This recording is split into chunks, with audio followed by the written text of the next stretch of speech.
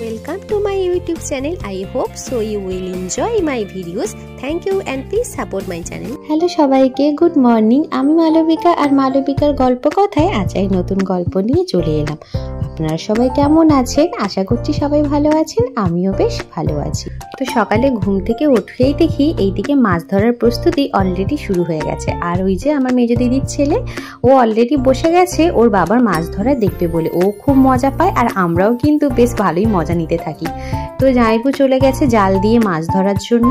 আমাদের বাড়ির যতগুলো ছেলে মেম্বার আছে তার মধ্যে এই আমার মেজ জামাইবুই পারে এরকম করে বেশ ভালো মাছ ধরতে। আর এইবারের তো আমাদের পুকুরে এত বড় একটা কাতলা মাছ হয়েছে, যেটা প্রথমবার হলো।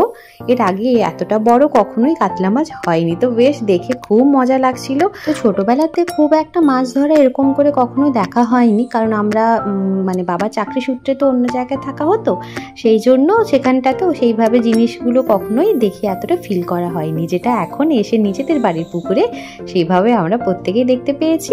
আর বাড়ির যে ছোট ছোট বাচ্চারা তারাও বেশ দেখে মজা নিতে পারছে।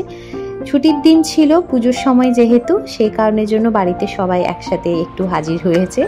আর বাচ্চারাও সেই সাথে খেলাধুলো, আর ওদেরও একসাথে সময় কাটানো, আর আমাদেরও একসাথে বসে একটু আড্ডা মারা সময় কাটানো, সেরকম ব্যাপারটাই চলছিল। সবাই যেহেতু কাজের সূত্রে এদিক ওদিক বাইরে থাকে, সবসময় বাড়িতে আসা যাওয়া সেই ব্যাপারগুলো হয়ে ওঠে না।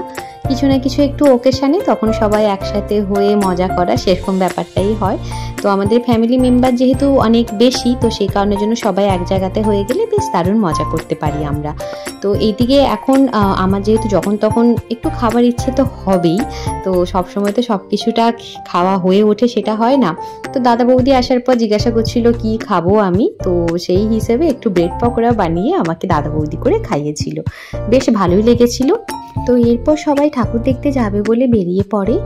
আর আমি মা বাবা তিনজনে বাড়িতে ছিলাম, কারণ ঠাকুর দেখতে এই বছরটা আর আমার যাওয়া হয়ে উঠলো না। তো সেই সাথে মা বাবাও বাড়িতে ছিল, এরা সবাই আমাকে টাটা করে বেরিয়ে পড়লো ঠাকুর দেখতে।